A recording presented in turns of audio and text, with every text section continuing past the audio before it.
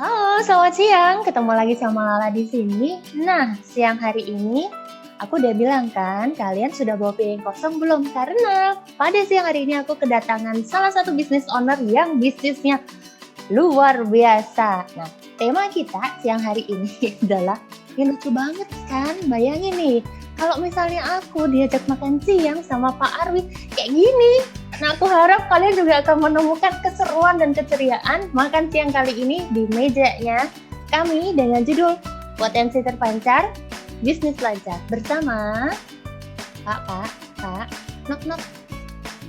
Yeay! Ini adalah bintang tamunya kita. Selamat datang Pak Arwi. Yeah, yes, thank you lah.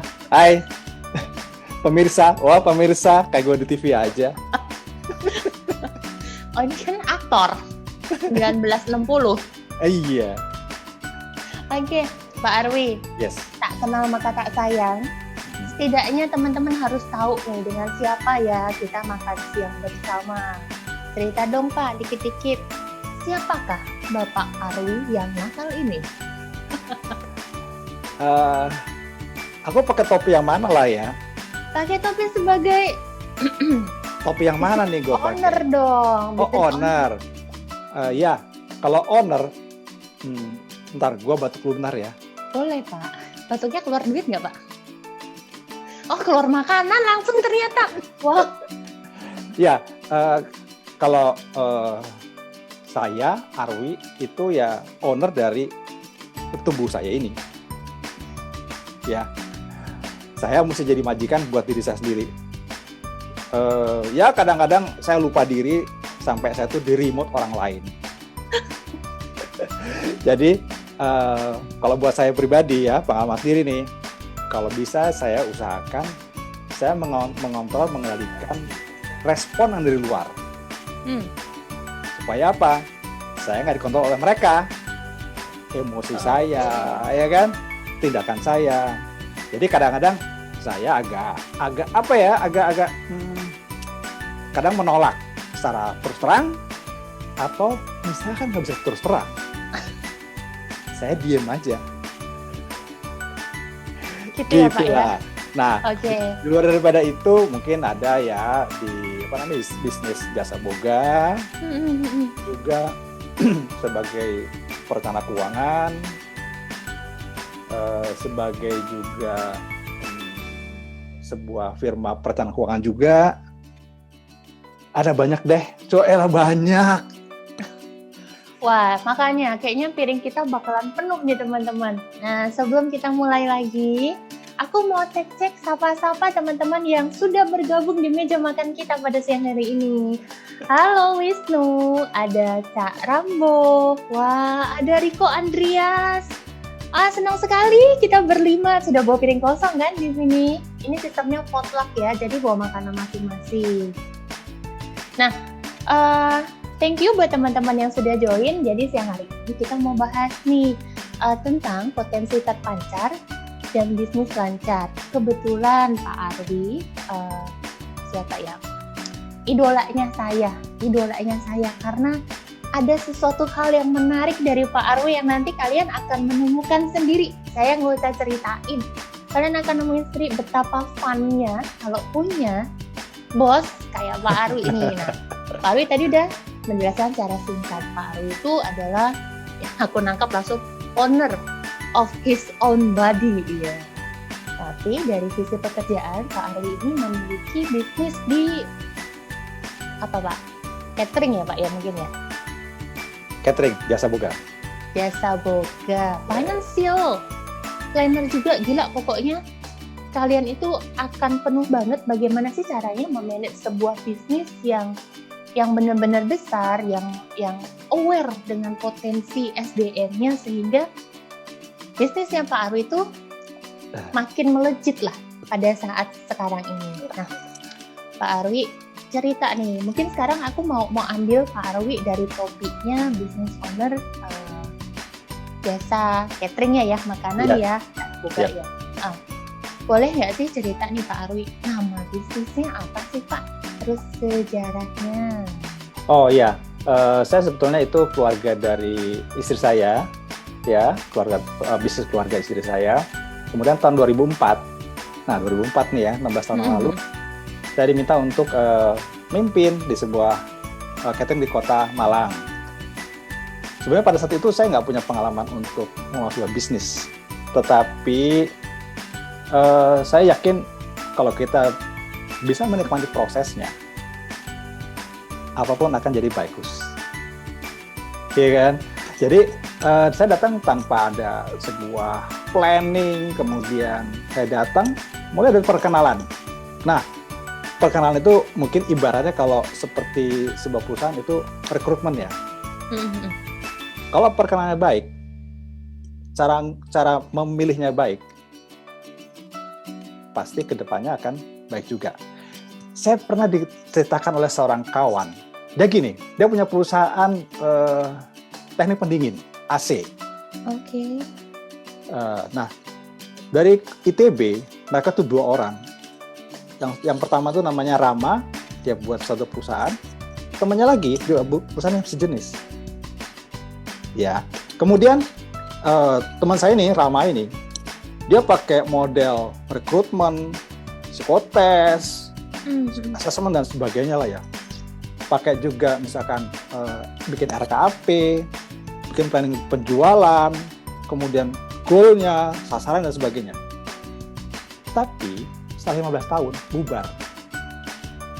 Padahal dengan teknik rekrutmennya Ya, lengkap ya Pak ya? lengkap banget. Terus dilihat temennya, kok masih tetap eksis? Dia tanya dong sama temennya, gua angkat topi sama lu. Gua udah bubar, lu masih jalan. Apa sih caranya?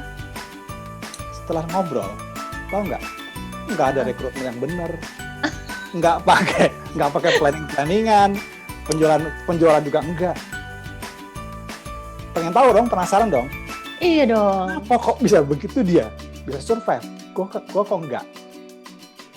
Ternyata ada di antara partnernya temennya itu orang yang nggak punya pengalaman soal psikologi, tapi dia pinter rekrut orang.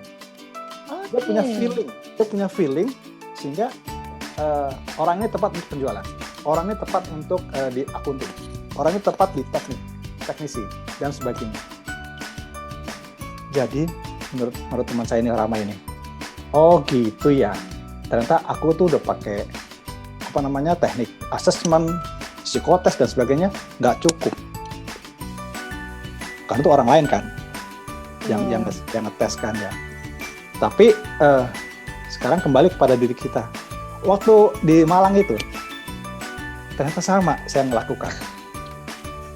Kalau ada interview, aku interview deh. By feeling. Itu saya bisa menentukan, oh ini tepat buat di keuangan, oh ini tepat untuk pengadaan, ini tepat untuk di penjualan. Dan ternyata memang benar. Cuman lah, Iya. nggak bisa orang seperti temennya Rama, nggak bisa orang seperti saya. Betul banget Pak. Betul banget. Itu butuh apa tuh lah? Ayo butuh apa Pak? Tuh kan Butuh bintang tamunya Pak. Oh iya ya, aku bukan interview kamu ya lah ya. Inilah beginilah teman-teman. Saya tuh kadang kalau makan siang sama Pak Arwi bisa panjang 2 jam. Kenapa? Sukanya lempar-lemparan. Pak Arwi, Yap. ini saya lihat di kolom chat ini katanya ada fans beratnya Pak Arwi. Fans garis keras Pak Arwi. Boleh disapa loh Pak. Yes, Mas Rambo, Mas Rahmat. Dia pembelajar, Mas. Dia pembelajar, dia sama terus dong, pengen kayak. tahu ilmu baik diri. Oke. Iya. Dia 11-12 sama saya lah. Oke. Ganteng mana Pak? Umurnya nggak sama ya Mas Rahmat ya. Pak, Ya. mau nanya Pak. Tadi udah dimention namanya belum nih Pak ya? Nama cateringnya? Oh, belum, Sono Kembang. Sono Kembang Yeah. Pak. Mau nanya nih Pak. Sono Kembang. Sono Kembang ini berdiri di tahun berapa Pak? 87. 87. Iya. Puji Tuhan saya udah lahir Pak. Yes. Capek ya berdiri terus ya. Iya Pak. Berdiri dari 97. Pak Arwi, jangan ngeles. Ayo. Oke. Apa-apa? Tadi kan Bapak bilang, tidak semua orang kayak temannya si Rama, nggak semua orang kayak saya. Ayo, kira-kira apa yang dibutuhkan sehingga bisa merekrut orang yang tepat nih? Feelingsnya bisa main dan kok tepat gitu. Saya juga sebagai trader di saham, di perusahaan dan sebagainya, ada 3 prinsip, 3M. Oke. Mindset, method, dan money management. Nah, kalau untuk pertanyaan Lala tadi, itu di method. Oke. Ya kan? Kalau misalkan saya kebetulan nih nggak bisa punya feeling yang kuat tentang pribadi seseorang, saya perlu metode nih, perlu bantuan, ya kan? Nah, bantuan ini banyak pilihannya tuh, ada banyak lah ya di luar sana ya lah ya, alat macam tes ataupun juga sampai di konsultannya dan sebagainya. Nah, saya juga pernah ada tes namanya talent mapping. Talent mapping, oke. Gimana Pak? Jadi untuk sementara ini ada 34 bakat yang terdaftar. Kalau boleh aku tahu lah, sebutan 3 bakat terkuat yang kamu punya lah. Saya communication skill. Terus Yang kedua itu adalah emotional intelligence, masuk ya. Ini akhirnya aku bahasnya kompetensi ini. iya. Emang kalau bakat itu kata siapa atau kata kerja? Bakat itu kata kerja, sifat. Ya pokoknya aku ngelihat raut wajah. Mungkin kompetensiku yang paling bagus itu adalah ngeles Pak. Jadi waktu ngeliat raut wajah langsung aku switch gitu kan. Kelihatan, makanya gua kejar. Ya, kata sifat. Oke. Nah, yang ketiga apa? Bakat terkuatnya. Bakat terkuatnya saya adalah komunikasi udah, emotional intelligence udah, ngeles Pak. Ngeles ya, oke. Ternyata bakat terkuat kita sama lah. Yang pertama yang kuat adalah 3. Gue adalah komunikasi. Kemudian ada beberapa lagi. Tapi di antara semuanya itu, saya punya bakat input. Input itu artinya kemauan untuk pengen dapat sesuatu yang baru, belajar misalkan ya. Terus di antara yang lainnya adalah winning over others ya, kalau nggak salah. Talent mapping ini, maaf Pak, ini yang berhubungan dengan Strength Finder bukan ya? Kira-kira mirip seperti gitu. Mirip ya? Iya, benar. Strength Finder. Iya, mari kan. Aduh, kita nyebut merek. Teman-teman yang belum tahu Strength Finder itu apa, habis ini boleh kontak ke Mimin. Nah, benar sekali. Emang bisa ya kita jualan ya. Aku terkoneksi Pak, kayaknya saya ikut Bapak nih money management Pak. Nah, M yang ketiga. Iya, betul. Terus Pak. Yes. Input ya. Yang ketiga adalah winning over others. Jadi artinya saya senang kalau misalkan seseorang itu saya bisa kasih sesuatu, sharing, kemudian orang itu menjadi lebih baik, lebih maju, lebih pintar. Percayakah waktu SMP kelas 2 aku orangnya pendiam. Oh ya? Pemalu. Coba Pak, diam Pak. Pemalu, pendiam. Bubar dong kita sekarang. Iya, bubar jalan Pak. Aku pemalu dan pendiam. Karena aku belum menemukan bakatnya. Oke. Ya kan? Jadi artinya kita lahir ke dunia, menurut saya lahir ke dunia itu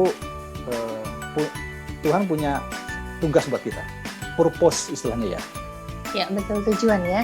Cuman tugas kita sebagai manusia kan Tuhan tuh nggak ngomong, kamu tuh bakatnya ini ya, ini enggak. Kita nyari. Tujuannya apa sih? Kalau kita berhasil nemuin bakat terkuat, terus kita cari pekerjaan atau aktivitas yang pas banget dan bakat kita, itulah passion. Oke. Jadi kalau misalkan temukanlah passionmu, pertanyaannya adalah bakatnya udah nemu apa belum? Exactly. Nah, kalau bakatnya nggak nemu, nah gimana lu bisa dapet passion? Jadi panjang ya Pak ya ceritanya. Ini sebenarnya pembicaraan makan siang minggu lalu. Kita sempat bahas passion talent. Passion, talent, dan value. Nah, ini ternyata Pak Arwi, terima kasih sekali dari akhir melengkapi. Nah, jadi teman-teman, saya tuh sering banget ya, mungkin gerah juga ya Pak ya kita ya. Kalau orang tuh kalau bilang gini, follow your passion, follow your passion. Nah, Pak Arwi akhirnya memberikan satu statement. Gimana bisa tahu passionmu kalau kamu even nggak tahu where are you good at? Itu bagusnya di mana sih?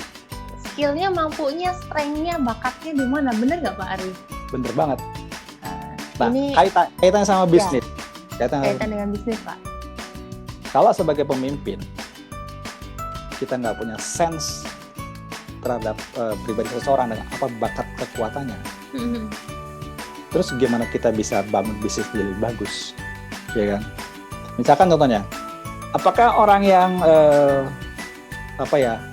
kalah, bantah, itu nggak sesuai dengan perusahaan kita? Kalau saya bilang, dia pantas jadi sales. Kalau sales, barangmu aku nggak suka. Oh iya deh, permisi. Okay. Perusahaannya nggak aktif target. Kapan dapat target ya kan kalau biasanya. Terus udah gitu misalkan seseorang itu dia nurut aja kan ya. Dia itu lempeng aja hidup. Cocok nggak buat di bisnis? Susah. Cocok di akunting. Betul, karena terarah gitu ya Pak ya? Iya, akunting nggak boleh macam-macam. Masa angka misalkan 100 juta, tak kurangin jadi 90 juta.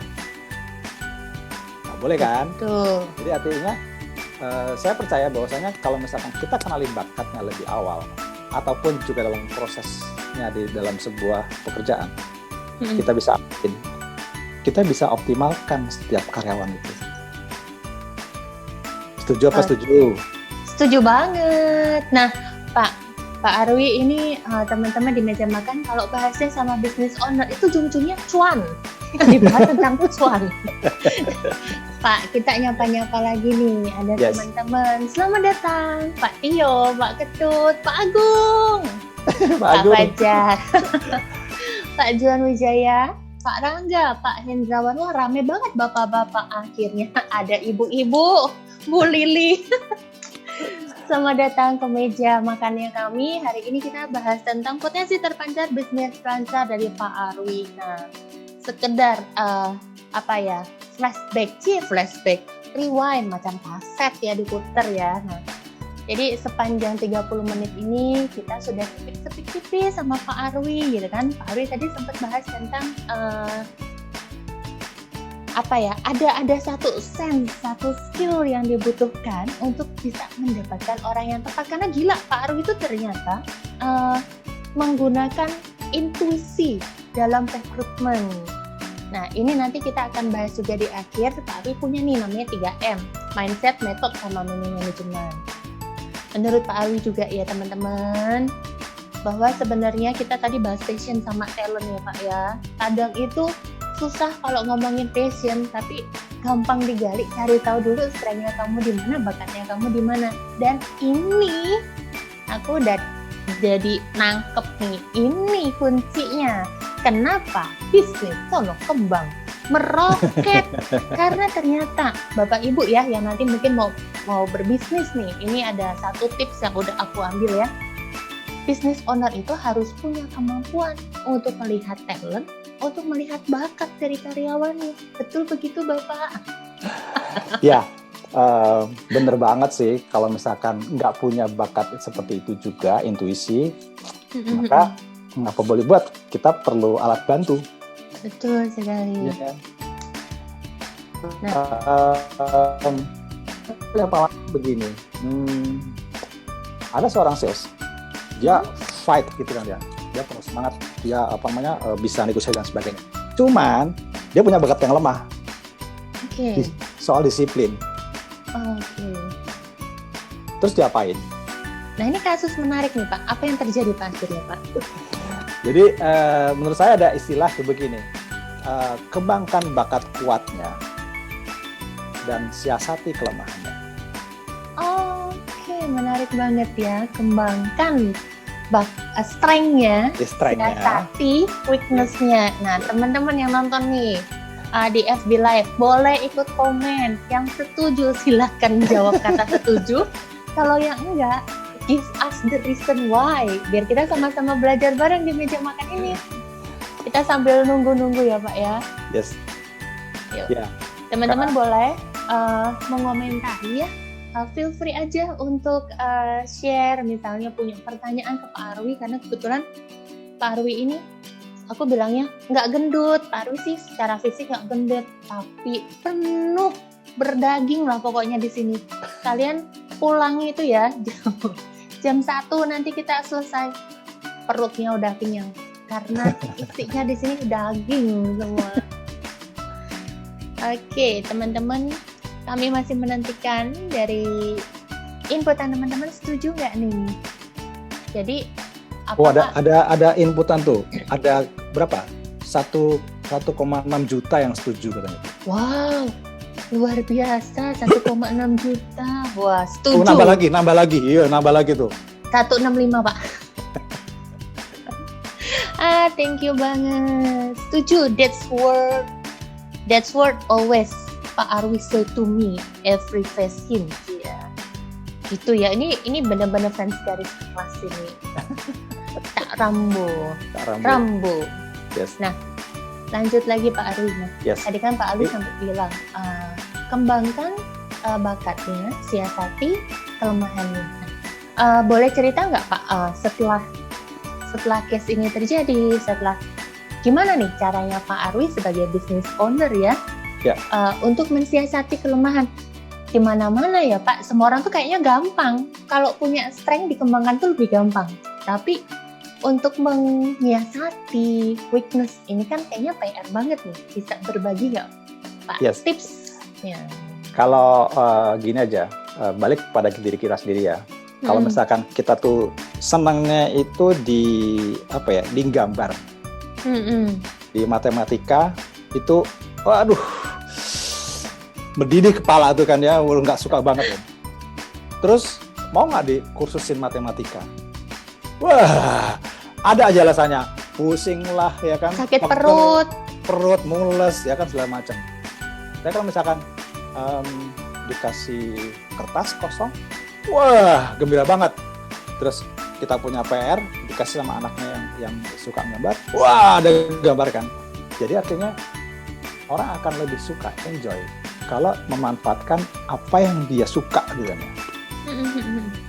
Nah, sekarang tadi tantangannya kan, ini sales ini kalau misalkan dia sampai lupa waktu, nggak tahu tepat janji, kan bubar kan.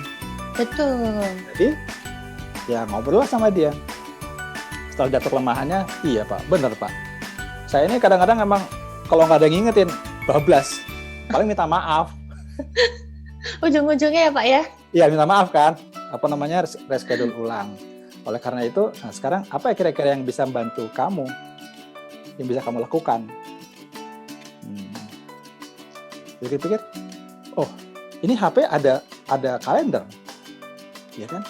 Saya pakai ini aja Pak ya. Ya, boleh coba. Jadi sejak dia pakai kalender, dia bisa on time. Jadi cuma menyiasati caranya, yang tadinya orang nggak disiplin, bisa jadi on time. Cuma pakai HP aja. Karena HP kemana-mana dia bawa kan. Betul. Itu akan membantu banget. Nah, itulah menyiasatinya. Kalau misalkan dia lemah, dia tahu, dia sadar, maka dia bisa cari jalan keluarnya. Ini sebenarnya aku jadi merasa tertampar. Aduh, kok makan siang kayak ditampar ya? Gak asik banget ini. Enggak, ini makan siang ibaratnya lagi makan rendang, tapi yang kegigit itu lengkuas. Gitu Maaf ya, aku nampar kamu ya. Enggak Pak, ini sebenarnya kan hal yang sama ya. Mungkin aku nggak gambar. Saya tuh paling nggak suka angka. Jadi kalau misalnya disuruh angka, itu bisa lama banget, baca data tuh lama banget ya kan. Nah, tapi kalau disuruh ngomong itu ya ampun, merem, nggak usah dipaksa, nggak usah diliatin tuh bisa langsung ngoceh kan. Ini aku juga sharing nih. Jadi yang aku lakukan akhirnya sebenarnya nih, aku akhirnya merubah mindset nih. Aku pakai 3M nih Pak Ari. Yang pertama adalah mindset bahwa di zaman sekarang yang berbutuh dengan teknologi tuh kita akhirnya data driven. Mau nggak mau ngomong itu kan harus ada angkanya, harus ada datanya. Nah, itu akhirnya aku siasatin. Ya, mungkin tidak se ekstrim baca kalender tuh ya oke lah bisa ngasih data juga, tapi itu yang saya lakukan. Nah, teman-teman ada nggak yang kayak gitu? Kalau misalnya mengerjakan sesuatu yang nggak disuka tuh langsung alasannya migrain. Aduh, ini lala banget migrain. Migrain alasan. Kalau nggak datangnya telat, bener nggak? Sering kan kalau diajak meeting, datangnya telat, bilangnya macet. Padahal bisa dia pergi lebih awal gitu kan. Nah, ini dengerin kalian. Oh ini ada juga nih Marcelina. Oh Marcelina tuh sama saya nih berarti nih. Bilangnya adalah saya banget nih disuruh les gambar sakit perut. Ada aja ya biar bisa izin. Bener banget ya. Ternyata ya Pak ya. Ini mungkin yang terjadi teman-teman sebagai business owner ataupun sebagai leader ya, kalau saya bilang adalah professional leader, entah Anda di human capital ataupun di manajerialnya, saat karyawan bisa diarahkan ya Pak ya, menyesuaikan, kita optimalkan strength-nya, tapi kita mencoba menyiasati weakness-nya dengan cara bukan untuk disuruh ya Pak ya. Kalau saya cermati itu sebenarnya proses coaching ya Pak ya.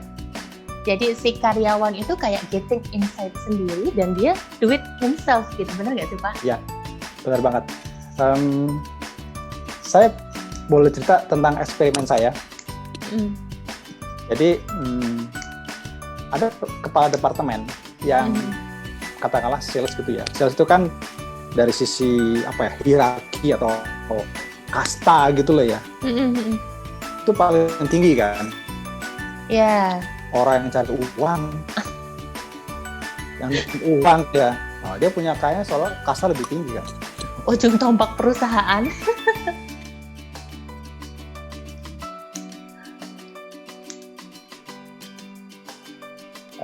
Saya coba untuk diskusi, ternyata dia punya pemahaman seperti gitu.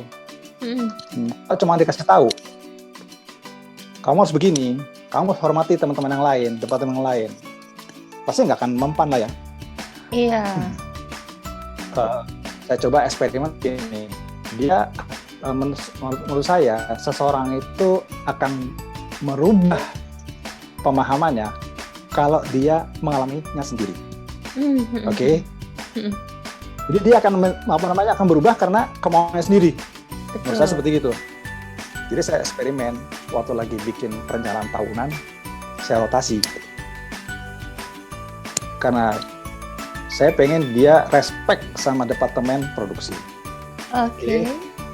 Jadi saya putar, sales akan membuat rencana departemen produksi.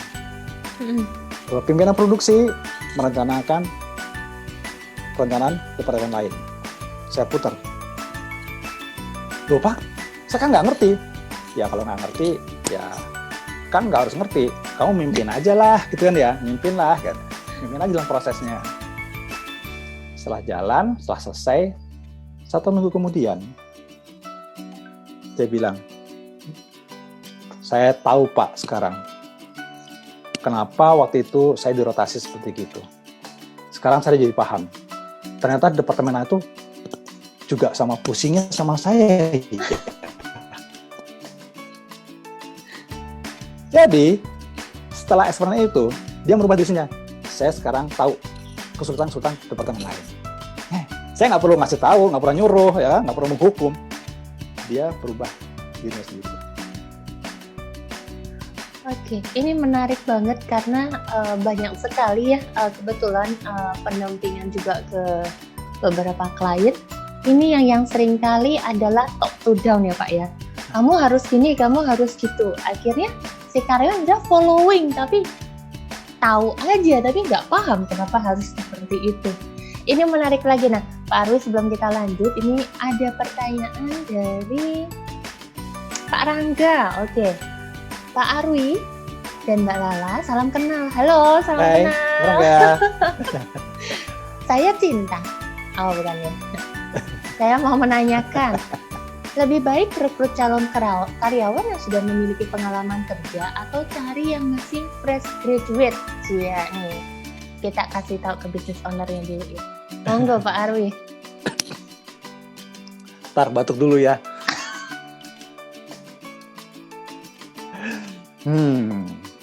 Oke, Pak Rangga. Ini nggak ada hitam putih kalau menurut saya ya, karena memang orang itu unik loh, setiap orang itu unik. Yang penting itu kalau saya adalah seseorang itu melewati.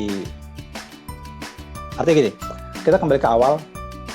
Contoh misalkan Pak Rangga akan merekrut seseorang itu dalam posisi apa, tentu punya job description-nya. Kemudian ada hal-hal lagi mungkin yang menjadi perhatian. Nah, berangkat dari situ, baru Pak Rangga lihat, paling gampang kan sebetulnya internal dulu. Kalau internal ada, kemudian lihat apakah ada sesuatu yang bisa mendukung baik bakatnya, kinerja selama bekerja di perusahaan. Kalau semua itu cukup dan punya ruang untuk berkembang, dan kelihatan juga orangnya juga punya kemauan, punya potensi, punya prospek dari sisi teknis, dari sisi non teknis, misalkan atasannya apakah menilai seperti apa, atau Pak Rangga juga mungkin juga punya nilai sendiri terhadap karyawan tersebut. Bisa dicoba dulu 3 bulan atau berapa waktu, akan lebih hemat kan daripada kalau rekrut dari luar masih kosong, nggak ngerti apa-apa. Itu nol banget ya. Bisa jadi bagus atau nggak sama sekali, ngulang lagi dari awal. Kalau saya sih sukanya tuh, kalau selama saya mungkin, saya lebih cenderung untuk lihat yang di dalam dulu. Tapi kalau dalam udah nggak ada, apa boleh buat?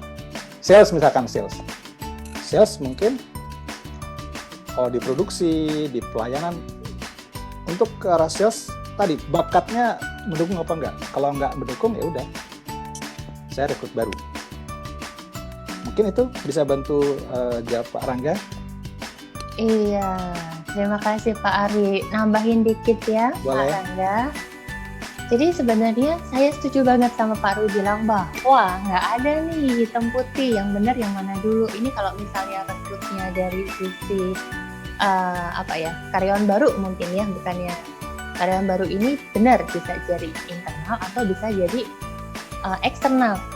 Eksternal sendiri ini bisa jadi yang pengalaman atau bisa jadi yang fresh graduate. Ini adalah seninya dalam sisi rekrutmen Pak Rangga. Karena Anda akan punya plus minusnya. Kalau fresh graduate bisa jadi semangatnya masih tinggi, tapi skillnya masih kosong. Anda butuh waktu untuk mengajari. Anda butuh waktu untuk mengembangkan. Yang sudah punya pengalaman kerja, secara skill iya, tapi masalahnya nih, kadang ya sama nggak nih value-nya sama value-nya perusahaan? Karena secara tidak langsung yang sudah bekerja itu sudah kebentuk nih. Nah sama aja kan, jadi plus minusnya kami sih nggak ada namanya patennya harus gimana, tapi setiap pilihan itu pasti ada plus minusnya, tinggal nanti kita timbang-timbang sendiri mana yang memungkinkan pada saat ini aja. Gitu Pak Rangga, semoga cukup menjawab. Terima kasih pertanyaannya. Nah Pak Arwi tadi kan sempat bilang nggak bisa nih kalau misalnya bisnis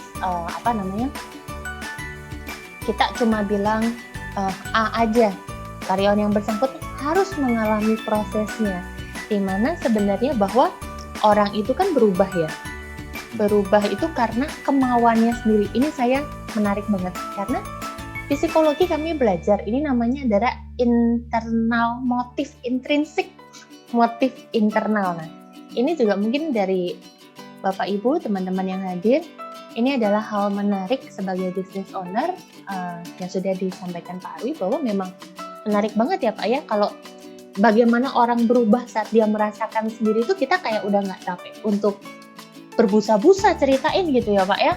Dia kayak udah oke, oh gini, saya harus gini. Malah lebih solid ya Pak gitu ya. Iya, bener banget. Saya termasuk apa ya istilahnya itu, kalau sebagai trader saya lazy trader. Terus kalau sebagai pemimpin juga mungkin saya termasuk yang lazy leader. Artinya saya nggak perlu susah payah untuk merubah seseorang dengan nuturi, ngasih nasihat, perintah, gitu. Saya mencoba dengan bertanya, ya kan, melakukan pertanyaan. Tapi pertanyaannya memang itu tantangan saya tuh, tantangan yang memprovokasi orang untuk agar orang itu dapat jawabannya sendiri. Nah, itu eksperimennya lama itu buat saya. Betul. Saya nggak pernah belajar psikologi kayak kamu lah. Saya kan belajarnya di jalanan gitu. Jadi itulah perjuangan saya. Kemudian salah satu bukunya sahabat saya, Amelia Hirawan, 101 Coaching Game. Wah. Saya juga baca itu. Oh, baca juga ya? Ada. Ternyata kita punya fans yang sama Bu Amelia. Tas, yes. Yes. Kemudian yang kedua adalah saya mencoba untuk membuat satu rekayasa. Rekayasa gimana sih supaya orang itu nemuin pengalamannya yang menjawab perubahan yang dia butuhkan. Mungkin dia ngelihat ya perubahan yang lebih baik. Okay. Kan saya seolah sebagai pelatih, sebagai coach, saya tahu nih dia ini nih kelemahannya di situ. Kalau misalnya dia jadi seperti itu, dia akan lebih bagus. Maka saya coba bikin sebuah skenario supaya misalkan katakanlah dengan rotasi, dengan sebuah pembentukan tim kecil, sehingga pada akhirnya dia menemukan sebuah pengalaman, dan pengalamannya itu merubah ke arah yang saya lihat potensi bagus. Jadi ini kayak salah satu cara untuk menggali potensi juga ya Pak ya? Ya kasarnya itu ngerjain sebetulnya. Ya ngerjain yang positif, produktif, supaya orang itu bisa lebih bagus. Karena kan tadi kan bakasnya adalah wow gitu ya, winning over others, sehingga saya tuh happy banget kalau orang itu bisa jadi lebih bagus. Okay. Bukan gara-gara saya bagus, betul, tapi karena dia menemukan yang bagusnya sendiri. Iya. Yeah. Wow, teman-teman mau nanya, piringnya kalian udah setinggi apa nih sekarang? Nih, Pak Arwi ada pertanyaan lagi nih Pak Arwi. Dari fansnya Bapak. Pak, mau nanya Pak, di titik mana kita dikatakan tahu atau klik bahwa kita itu sudah ada di jalan passion yang benar? 3-5 Pak, ciri-cirinya apa sih? Oke. Sebentar Pak Rambo. Waduh, 3-5 ciri-ciri udah nemuin passion. Yes. Yang paling gampang, kita lihat anak kecil aja. Iya kan? Kalau anak kecil itu udah lupa waktu, ya kan? Dia nikmati banget. Nah, disitulah passionnya dia. Misalkan dia bongkar pasang mainannya, atau bisa bongkar aja, nggak bisa masang. Saya jago. Jadi Cak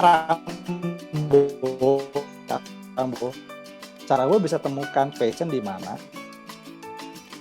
Satu kuncinya, Cak Rambo perlu eksplorasi, bukan cuma di satu bidang aja, di satu teknik aja, tapi coba eksplorasi di teknik yang lain.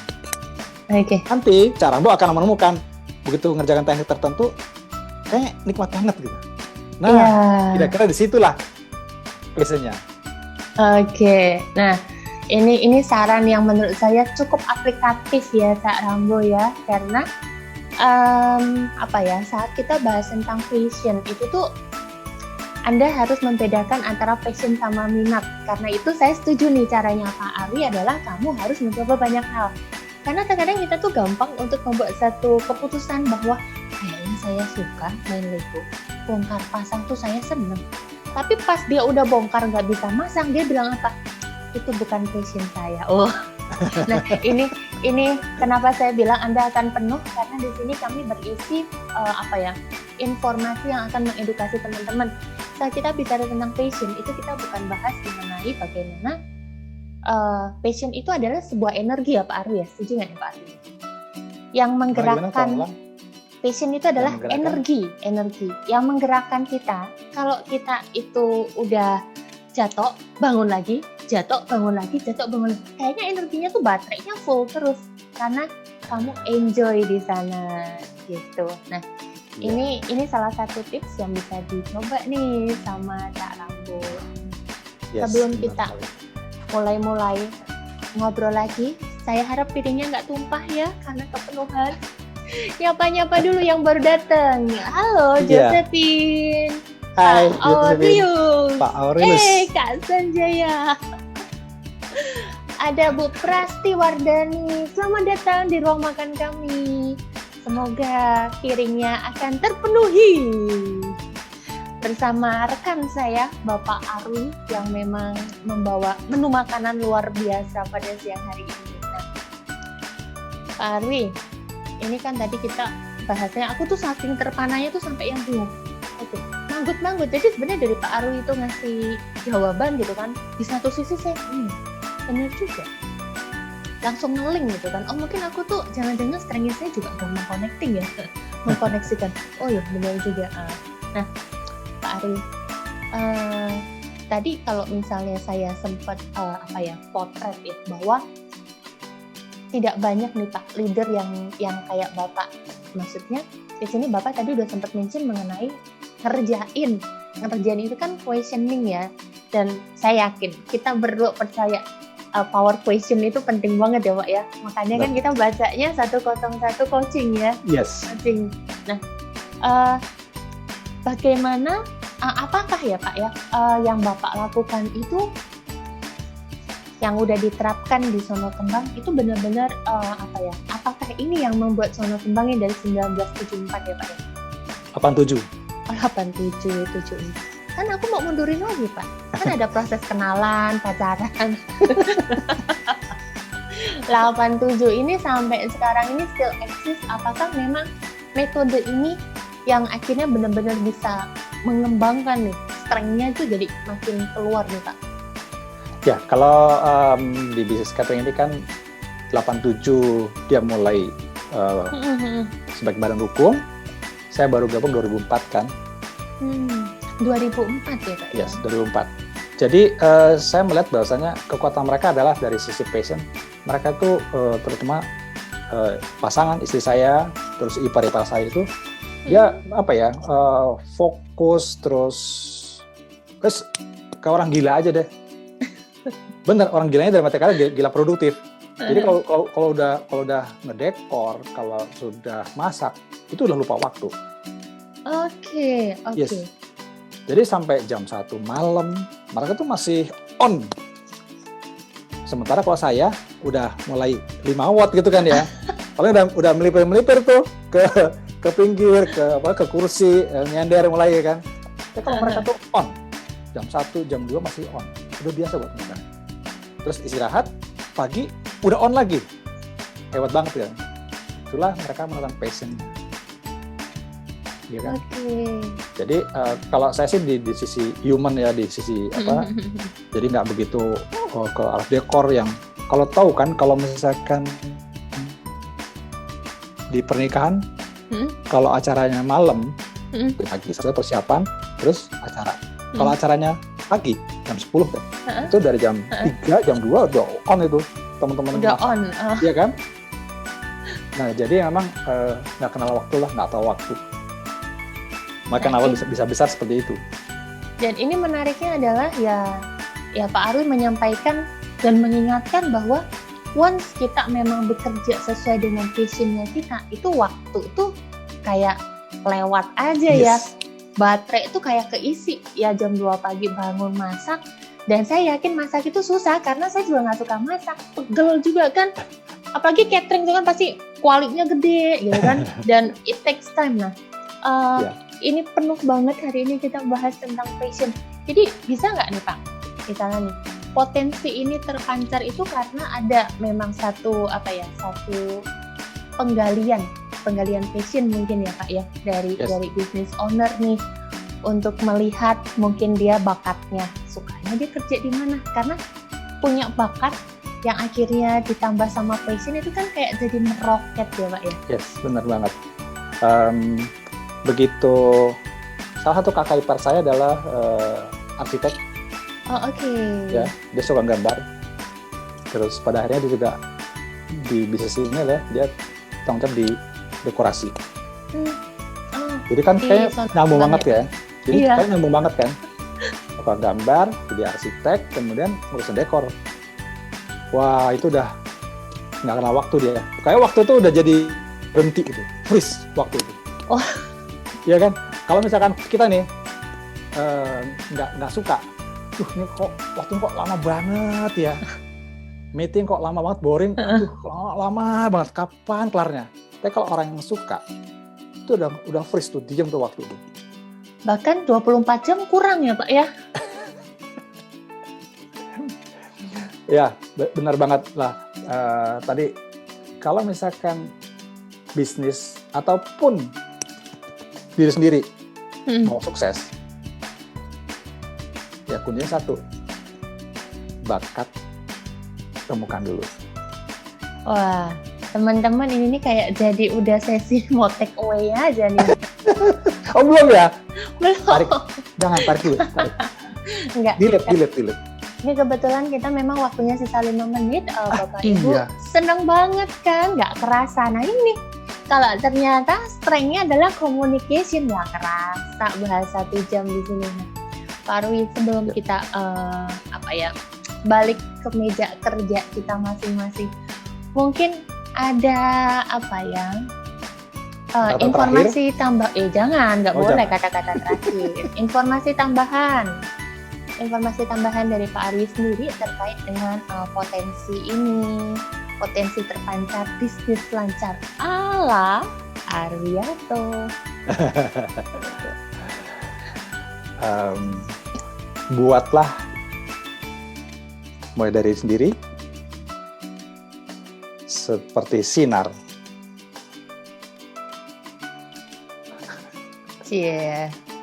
Itu aja lah. Oke, thank you Pak Arwi. Pengennya sih aku ngobrol panjang banget karena kayaknya tuh nggak kerasa. Inilah yang terjadi kalau tutup botol ketemu sama botolnya. Kocek terus ya. Tapi teman-teman, ini adalah hal yang menarik dan aku harap piringnya kalian udah penuh, yang bisa dibawa pulang untuk makan sore, cerna pelan-pelan. Terima kasih untuk teman-teman yang sudah join di acara ini. Nah, sebelum kita tutup acara ini, ingat kata-katanya Pak Arwi. Buatlah diri sendiri itu seperti sebuah sinar. Nah, teman-teman, mari kita menjadi sinar buat orang-orang di sekitar kita. Kita tebarkan aura positif, kita membangkitkan passion, dan kita juga menggali terus passionnya kita supaya bakatnya kita terasah di sini. Jangan lupa, setiap hari Kamis kita akan makan siang bareng jam 12 siang dengan teman makannya beda-beda. Dan yang masih mau lanjut, dengerin ceritanya Pak Arwi, karena saya masih mau ngulik-ngulik. Enak aja, dapat orang keren kok cuma dikasih waktu 1 jam, gak suka saya. Join ya di IG live-nya LA2GIG besok jam 7 malam. Kita akan ngobrol bareng lagi, dinner time bersama Pak Arwi. Jadi jangan lupa setiap hari Kamis jam 12 siang di Facebook Live Sinergi ya.